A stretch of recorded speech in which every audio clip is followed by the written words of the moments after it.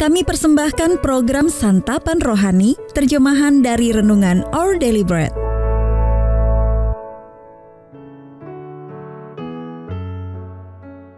Sahabat ODB, pembacaan Alkitab hari ini terambil dari Matius pasal yang ke-6 ayat yang pertama sampai dengan ayat yang ke-4. Matius pasal yang ke-6 ayat yang pertama sampai dengan ayat yang ke-4. Hal memberi sedekah. Ingatlah, jangan kamu melakukan kewajiban agamamu di hadapan orang, supaya dilihat mereka, karena jika demikian, kamu tidak beroleh upah dari Bapamu yang di sorga. Jadi apabila engkau memberi sedekah, janganlah engkau mencanangkan hal itu, seperti yang dilakukan orang munafik di rumah-rumah ibadat dan di lorong-lorong, supaya mereka dipuji orang. Aku berkata kepadamu, sesungguhnya mereka sudah mendapat upahnya. Tetapi jika engkau memberi sedekah, janganlah diketahui tangan kirimu apa yang diperbuat tangan kananmu. Hendaklah sedekahmu itu diberikan dengan tersembunyi, maka Bapamu yang melihat yang tersembunyi akan membalasnya padamu. Ayat Mas Renungan hari ini terambil dari Matius pasal yang ke-6 ayat yang ke-4. Bapamu yang melihat yang tersembunyi akan membalasnya kepadamu. Renungan hari ini berjudul Memberi Karena Kasih, ditulis oleh Kirsten Holmberg.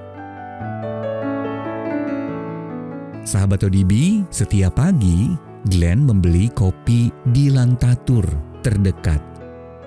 Setiap kali melakukannya, ia tidak lupa membayar pesanan pelanggan dalam mobil di belakangnya, sambil berpesan agar kasir mengucapkan pesan selamat pagi kepada pelanggan tersebut.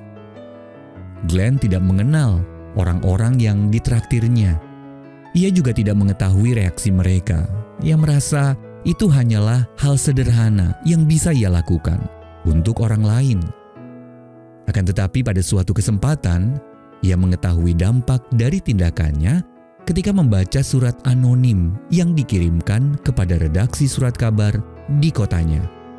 Kebaikan yang dilakukannya pada tanggal 18 Juli 2017 telah mendorong orang dalam mobil di belakangnya mengurungkan niat untuk bunuh diri pada hari itu. Setiap hari, Glenn berbagi dengan pengendara mobil di belakangnya tanpa pamrih. Hanya sekali itu ia dapat mengetahui dampak dari pemberiannya yang sederhana. Ketika Yesus berkata, "Janganlah diketahui tangan kiri apa yang diperbuat tangan kanan kita." Seperti yang dilakukan Glenn, dia mendorong kita untuk memberi kepada sesama tanpa perlu mencari-cari pengakuan. Ketika kita memberi kepada sesama karena kasih kita kepada Allah, tanpa memikirkan pujian atau pengakuan dari orang lain, kita dapat percaya bahwa pemberian itu, baik besar atau kecil, akan digunakan Allah untuk memenuhi kebutuhan mereka yang menerimanya. Sahabat ODB, pernahkah Anda menerima berkat dari seseorang tanpa tahu siapa pemberinya?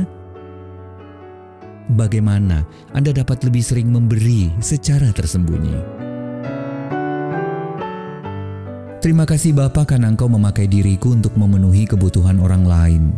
Engkau juga memenuhi kebutuhanku melalui orang lain.